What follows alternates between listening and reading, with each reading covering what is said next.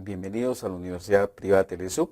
Esta vez vamos a comenzar a tratar la unidad número 1, arquitectura de la computadora, y el tema número 3, construcción de una máquina de estado. Como ya hemos estado hablando en los temas anteriores de esta unidad, es muy importante tener en cuenta que en los dispositivos que necesitan de un microprocesador es necesario contar con una señal de reloj. Esta señal de reloj hace que los dispositivos electrónicos que se utilicen dentro de un diseño puedan ser clasificados de dos maneras. Aquellos que tienen la capacidad de no depender de una señal de reloj se les denomina dispositivos combinatorios. Y aquellos que sí dependen de una señal de reloj se les denomina dispositivos secuenciales o componentes secuenciales. De tal manera entonces que nuestro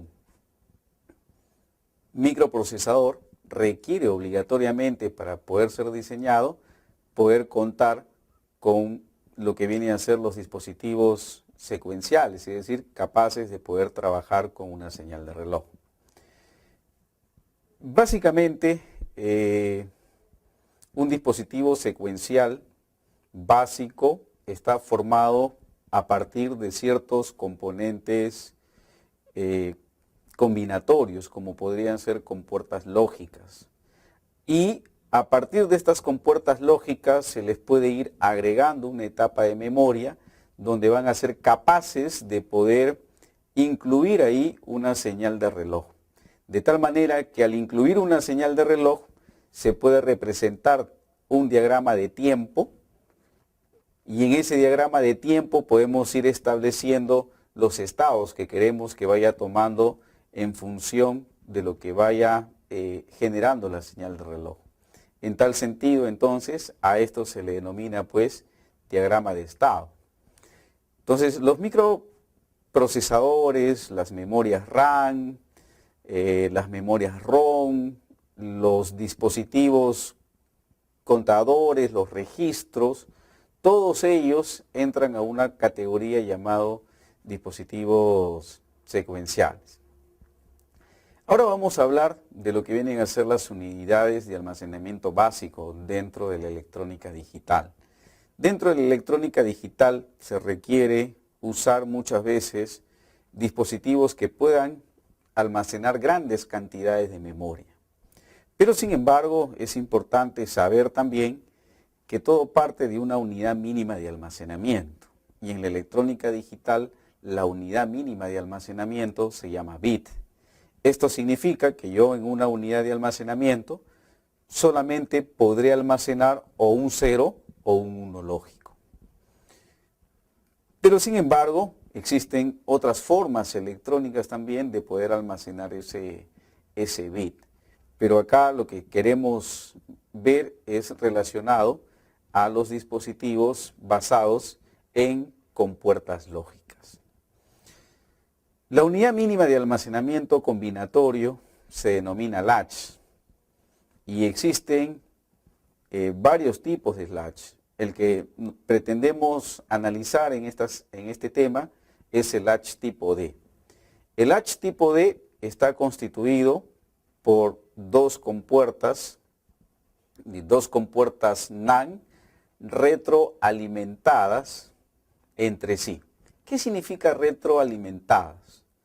Retroalimentadas significa que la compuerta lógica toma parte de la señal de salida como si fuese una señal de entrada. Por lo tanto, los valores de los estados no solamente dependen de un valor que está ingresando por una línea de entrada, sino también depende de un valor que está en la línea de salida.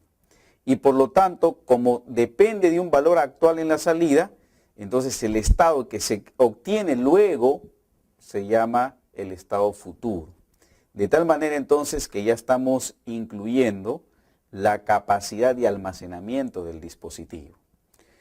Esto quiere decir entonces que en un diagrama de tiempos, en un diagrama de estados, en un diagrama de flujo que podamos hacer de un dispositivo secuencial, no solamente vamos a necesitar tener de él lo que viene a ser la capacidad de almacenar información en el presente, sino también poder tomar decisiones basadas en el presente para un estado lógico futuro.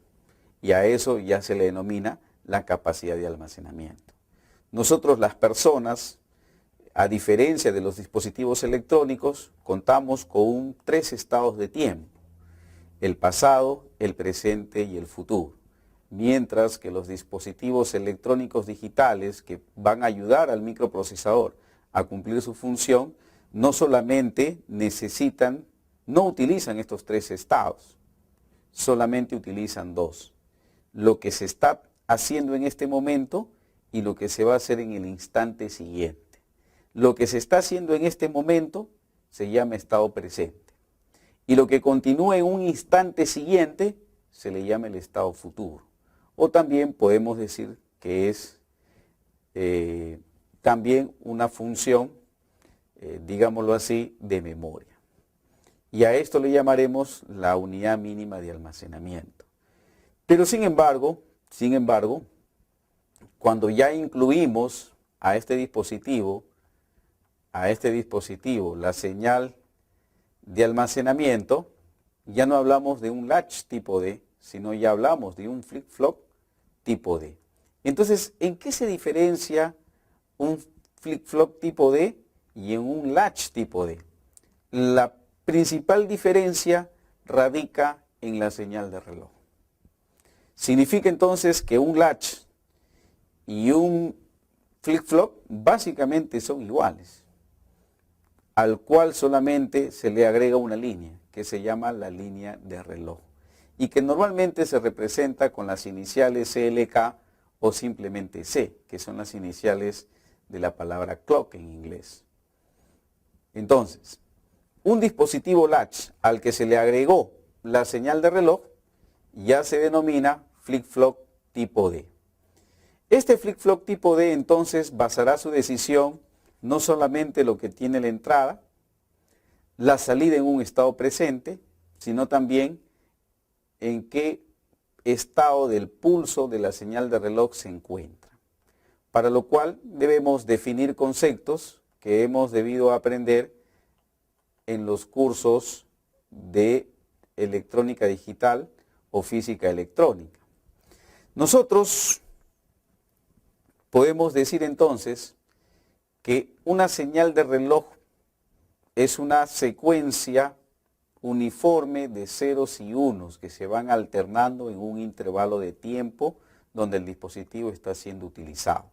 De tal manera que habrá momentos en que la señal esté en cero lógico y habrá momentos en que la señal esté en uno lógico. Pero muchas veces los dispositivos no usan todo el 1 ni todo el 0 para tener una relación de memoria con el dispositivo. A veces solamente utilizan el instante en que la señal de reloj hace el cambio. Y a esos instantes donde la señal de reloj hace cambios, también se les conoce con el nombre de flancos. Significa entonces que si una señal pasa de un valor bajo, es decir, pasa de cero lógico, en un instante a ser uno lógico, es decir, pasa de un valor bajo a un valor alto, significa que ha subido y por lo tanto a ese instante se le llama el flanco de subida. Si la señal estaba en un valor alto y luego baja al valor 0, o mejor dicho, si estaba en 1 lógico y luego pasa a ser 0 lógico, pasó de un nivel alto a un nivel bajo. A ese instante de tiempo se le conoce con el nombre de flanco de bajada. Entonces los flip-flops se pueden diseñar para que trabajen o con flancos de subida o con flancos de bajada. En tal sentido entonces, si es con flanco de bajada, la línea del reloj apuntará hacia abajo y si es de subida, la línea del reloj apuntará hacia arriba. Entonces, de esta manera nosotros vamos a darnos cuenta si la señal del flip-flop tipo D está activado con flanco de subida o con flanco de bajada. Si nosotros tuviéramos una tabla lógica de lo que viene a ser el flip-flop tipo D, entonces podríamos encontrar lo siguiente, que cuando el flip-flop tipo D tiene en su línea de entrada, su única línea de entrada llamada la entrada D, tiene un valor 0, por poner un ejemplo, y la señal del estado presente también es 0, y en ese momento se produce un flanco de subida o de bajada, entonces automáticamente la señal futura cambiará a 1. Es decir, cuando los dos son ceros, la señal futura es 1. Y cuando los dos son 1, la señal futura es 0. Significa entonces que cuando los dos valores están en 0 o están en 1, el flip-flop tomará el valor contrario. También podemos decir entonces que no importa lo que tenga D en la entrada, basta que la señal presente sea 0 o 1, la señal futuro será la negación de la señal presente. Es decir, el valor de QN futuro será el QN negado.